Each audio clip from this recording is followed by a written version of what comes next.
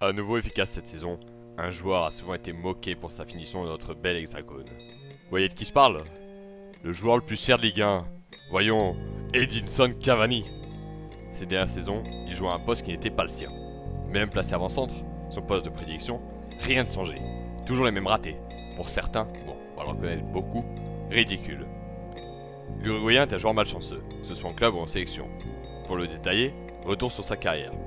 Débutant sur ses terres natales, à Danubio, en Uruguay, Cavani inscrit 12 buts en 24 matchs entre 2005 et 2007.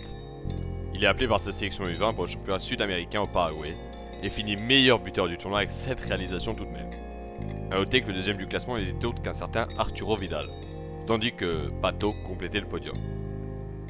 Ses performances lui valent d'être remarquées par de nombreux clubs européens, tels que la Juventus et le Milan AC, mais Palerme remporte la mise, avec près de 5 millions d'euros mis sur la table.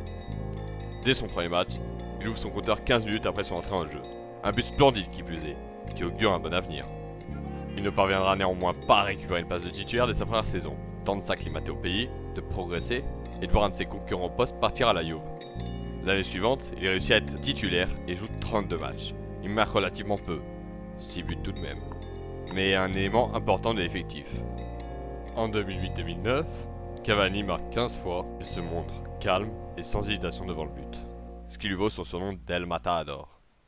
La saison d'après, ses performances se maintiennent à ce niveau et Palerme, emmené par un autre joueur nommé Pastore, termine sa saison avec une qualification européenne. Convoité par de nombreux clubs, il rejoint finalement Naples pour 17 millions d'euros.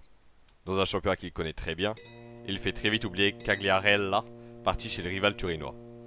Véritable star de l'équipe, au même titre que Lavezzi ou encore Hamšík, il se distingue par son sens du sacrifice pour le collectif, sa qualité d'appel et sa finition.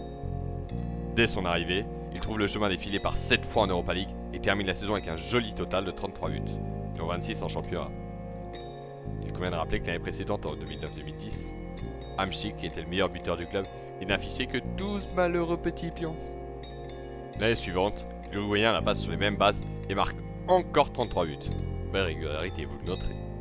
C'est l'année où il découvre la Ligue des Champions, et où il y inscrit 5 réalisations. Il gagne par ailleurs la Coupe d'Italie. 2012-2013 marque sa dernière saison au club napolitain. Très attaché, il est pourtant temps de partir et d'enfin progresser. Mais avant ça, il score 29 fois en championnat, 7 fois en 7 matchs d'Europa et 2 fois en coupe. Son départ se réalise bien après son annonce. De quoi être méchamment conspué par les tifosi du Napoli. Star de son équipe, il quitte le club et est remplacé par Gonzalo Higuaín, qui lui aussi aura un départ un peu mouvementé, mais c'est une autre histoire, bref. Cavani rejoint le Paris Saint-Germain pour un transfert record en Ligue 1, 64 millions d'euros. Dès son premier match, il marque un très joli but contre l'AC Ajaccio. Sa saison est belle, mais Edinson a un problème. Dans l'ombre de Zlatan Ibrahimovic, il joue sur l'aile. En 2013-2014, il culmine à 25 buts tout de même. La saison suivante, l'équipe menée par Laurent Blanc se montre plus incisive. Cavani marque en phase de poule de Ligue des Champions et inscrit 31 buts toutes compétitions. Un record est fait. Un triplé en France. 2015-2016 est synonyme de victoire. Un quadruplé historique dans notre hexagone. Mais c'est aussi un record de buts dans le championnat. Pour le géant suédois. Dans l'ombre, l'international de la Céleste marque 25 buts. Heureusement Cavani peut se retrouver avec sa sélection. Non, j'oubliais, il joue sur l'aile. Dans l'ombre de Suarez, il marque 37 fois en 89 matchs, ce qui est quand même correct. L'avancante n'a donc été à star de l'équipe qu'entre la deuxième saison à Palerme et son départ de Naples.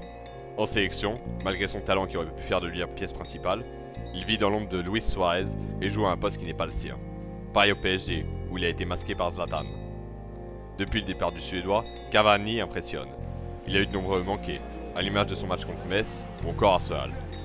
Pourtant, depuis quelques temps, il est parti pour battre le record d'Ibrahimovic en Ligue 1 et marque aussi en Ligue des Champions. Est-ce une surprise? Non. Edinson a un mental fragile, on le sait. L'entraîneur a tout fait pour le mettre en confiance et a continué de le titulariser malgré ses piètres performances du début de saison, où tout le monde réclamait son départ. Même certains supporters du PSG, que l'on va pas citer. C'est un joueur qui fonctionne à la confiance, qui ne pouvait s'imposer en présence de Zlatan, qui a un mental plus solide, et qui n'est pas dénué de talent, faut le reconnaître tout de même, et planté dès chaque retour de blessure.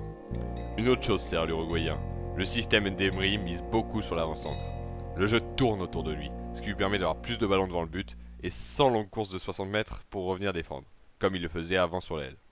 Moins épuisé, il est donc plus réaliste. Le style de l'entraîneur est de défendre plus bas et de jouer plus verticalement qu'avec Laurent Blanc, ce qui tombe bien, puisqu'il est doté d'une capacité d'appel que je n'avais jamais vue avant dans le football. Certes, ce n'est pas le plus technique, à part ses gestes en première intention, mais ses appels démontrent toute son intelligence. Il sent le jeu à la perfection, il le ressent même. Ce joueur n'a pas mérité d'être moqué en France, ni que l'entraîneur ne lui apporte aussi peu de confiance. Certes, son travail défensif sur elle était juste monstrueux, mais il est capable d'être encore plus fort, ce qui est pourtant difficile. Et il le prouve cette saison. El Matador possède presque que des qualités. Un bon placement, des appels monstrueux, une endurance folle qui lui permet de presser tout le match, une bonne détente et un excellent jeu de tête, un tir en première intention rarement vu, plutôt bon sur coup franc, et une bonne finition, quand il est en confiance. Quand il est dans un mauvais jour, là, oula, mieux vaut pas en parler. Certes, il ne tire jamais loin et rend sa finition plus aisée. Certes, il rate quand même des 1 contre 1 plutôt évidents. Bon, ça reste notre ami Cavani, on l'aime pour ça après tout. Mais c'est 1 contre 1, il se les crée. C'est lui qui demande les ballons. Même si, là aussi, il faut reconnaître qu'il est plutôt bien servi. Disons simplement que le petit Italien derrière n'est pas tétraplégique. Quoi qu'il en soit, c'est un joueur qui donne tout à chaque match, avec une mentalité irréprochable et qui sait se rendre utile dans un effectif. Il n'est pas forcément adoré, c'est pas forcément le plus beau à voir, mais c'est un mec précieux dans l'effectif et qui peut changer le cours d'un match positivement. Comme négativement.